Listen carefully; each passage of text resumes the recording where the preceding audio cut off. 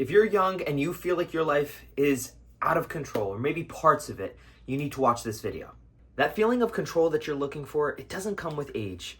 It takes much more than that. And it may take more, but it's not that complicated. If you want a life on your terms, listen to this. First, let's go over what that feeling of control really is. Wanting to be control is just this desire for certainty, to know what's coming, to know what's next, to know what's in store for us in our lives. I'm sure you're aware, most things in life we can't control. And even though we know that, we still have this desire to have control, to feel like our life is going in the direction that we want it to. We're really just looking to control how we feel.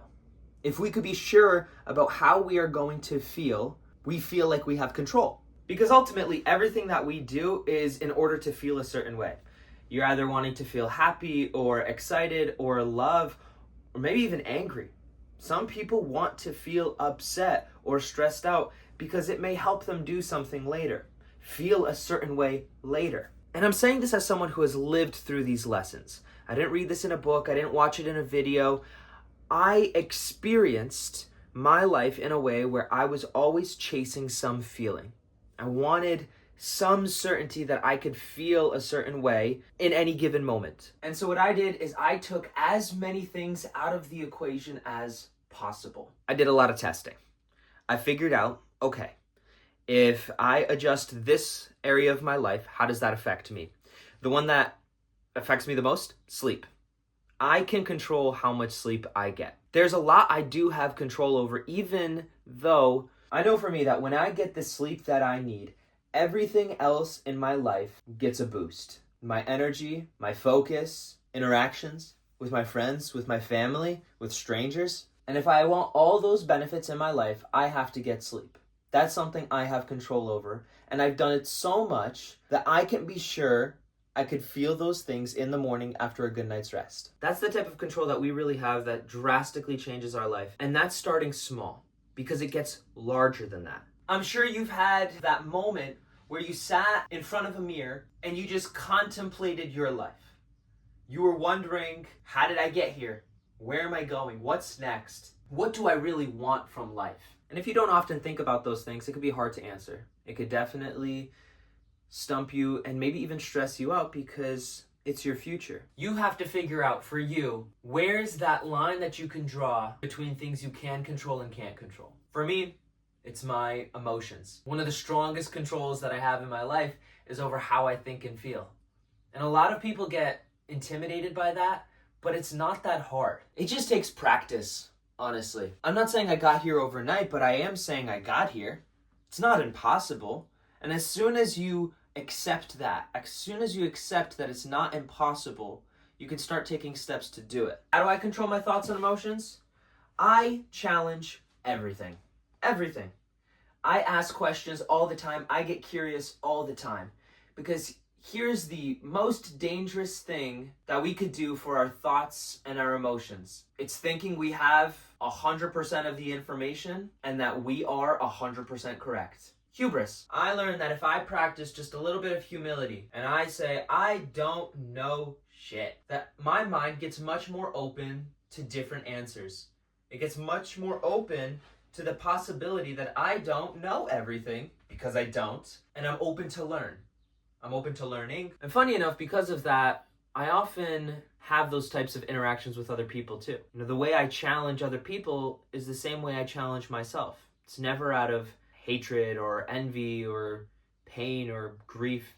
It's always out of love and support and wanting to learn what the truth is. Because I'm not saying you're wrong, but I'm not certain that you're right. I've learned that by challenging other people and most importantly challenging myself, I get this stronger sense of control in my life. I get this stronger sense of control because I could be sure that if I don't like how I feel, I can think my way out of it. I could experience my way out of it and choose a different emotion later. Because honestly, emotions are a very fickle thing. Your emotions can change within seconds. Seconds. Put yourselves in these shoes right now. You're about to go for a date. You're super excited.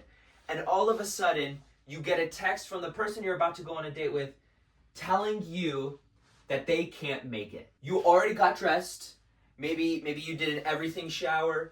You are fully ready to go, right? You're ready to have a great time. You are ready to step out of the house, and all of a sudden plans get canceled. Maybe you'll be upset.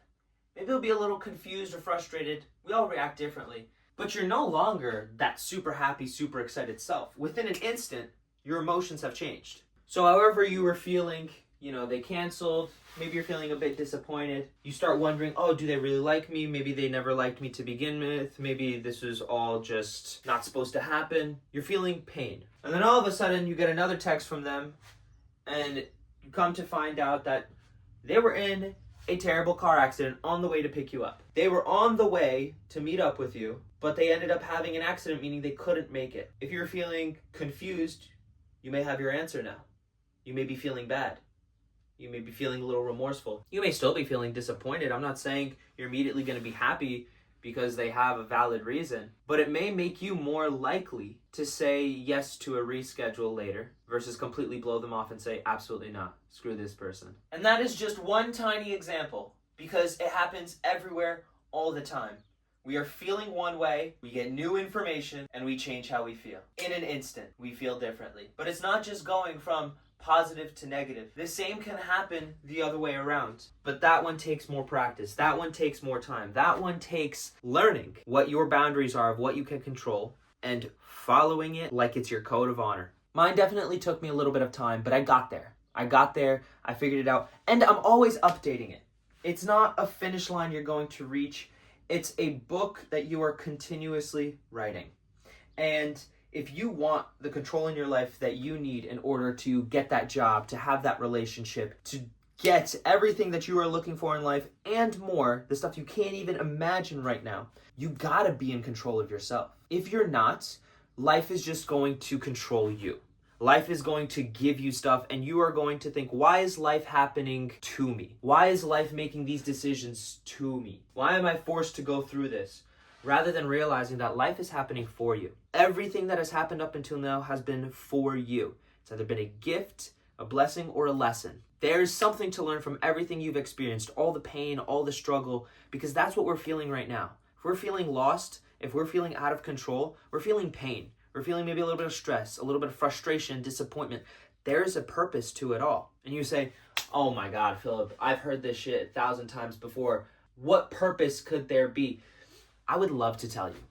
I would love to hear what your life is like so I can share with you what I think the purpose may be. I can tell you about mine. About 3 years ago, I found myself alone, crying, wondering why my future was crumbling in front of my eyes. It was a moment where I realized that the plan that I had for my life, I was in college at the time, was not what I thought it was going to be. It wasn't everything that I imagined it would be, everything that I hoped it would be. I felt pain because I realized the direction I was going in was going to make me miserable. I was going to hate my life, or at least I feared I would. And the one thing that I feared more than that pain of not liking what I was going to do for the rest of my life was the fear that I would have regretted not doing something about it in that moment. It was the fear that I would be living with so much regret, I wouldn't be able to look at the life that I have around me with any love or any appreciation. So I did what any sane person would do. I dropped out. I left. And you may be thinking, oh, boo-hoo, so what? So what, Philip? That doesn't sound anything like me. Maybe it doesn't, but you can relate to the pain. The pain that I had a plan for 20-something years of my life. And all of a sudden, it's all gone. All of a sudden, everything's changed. And I don't know what's next because I never thought of a plan B. I never thought of what else I could do. I'm just in this position and I have to figure it out. And I spent a very long time figuring it out. I jumped from job to job because, fun fact, if you have student loans and you drop out of college, you still gotta pay those back. You still gotta put in the time, put in the work, send the money back where it came from. So I went from job to job trying to figure it out. I spent a year at a job before I realized I didn't love that one either. I spent another year at Costco. Also did not want to stay there for that much longer. And then I spent just about 6 to 7 months unemployed. I think I was doing DoorDash at the time in order to pay the bills, but In reality, I was just giving myself space and time to figure it out. In this time, I was in therapy. I was going to personal development seminars. I was reading books. I was listening to podcasts. During all of this time, I was studying. I was studying myself. You know, we spend all this time in school studying all these different subjects, but how well do we know ourselves? You know, our arrogance tells us, oh, I know myself real well because I'm living with myself all the time. I'm in my own mind all the time. Yet when I ask you a simple question that makes you go, 3 questions deep in your mind, anything that goes emotional, you might choke up, you might freeze, you might not know how to answer. And I say you because I've talked to a lot of you out there, and as soon as we leave the mind and it's no longer a logical answer, you're stuck. We don't do that work. People don't do that work. And that's what's required to have the control that we're looking for. The people that have control in their lives have done that work. I'm in a really great place now. Part of it that really helped has been these videos and showing up. This is not just my therapy, but it's me figuring out, what do I like to talk about? What do I like to share? Who am I? What version of myself do I want to put out there into the world? Because 95% of our happiness, of our success, comes from selection. And it's not about selecting things in the external world. It's about selecting who we are. Selecting what version of ourselves we need to show up as. We all have an angry self. We all have a loving self. We all have an excited self. Which one gets to come out and play? Which one do you choose to be in as a baseline? The better baseline that you could set for yourself, the more control you will have in your life. So I've gone on this long tangent, I've gone on this long rant, and I'm sure that I can summarize this entire video into a soundbite. I could summarize everything that I've shared in just a moment. But I gave all this extra information because I want you to see that I am like you. I want you to see that I've been where you're at. I know that feeling of not being in control. I guess I just have to go with it. I guess I just have to figure it out on the spot. And how over time, that's really uncomfortable. Over time, it could wear you down because you're just in this constant state of stress and figuring it out. I'd rather you be proactive than reactive. I'd rather you be the one that's guiding your life rather than your life guiding you. And you can have that. Your life can be filled with your control. It may take time, but it's not hard. Happiness doesn't come from tons of money or wasted time. It comes from choices. And you could choose to have that happiness, have control in your life today. And I shared all this just off the top of my head. I didn't write this down. I didn't have a clear structure that I was following. And so I'm sure you will be confused and you will have questions. Feel free to comment. Feel free to send me a message. Ask me those questions because there's so much more that I could share. I just don't want you to have to sit through a 7-hour video. Ask away. Let me help. Let me show you how to get to where I'm at so that we can both have that control together. I love you. Just remember to always fill up with the love. And I look forward to seeing you in the next one. I'll see you soon, big gay.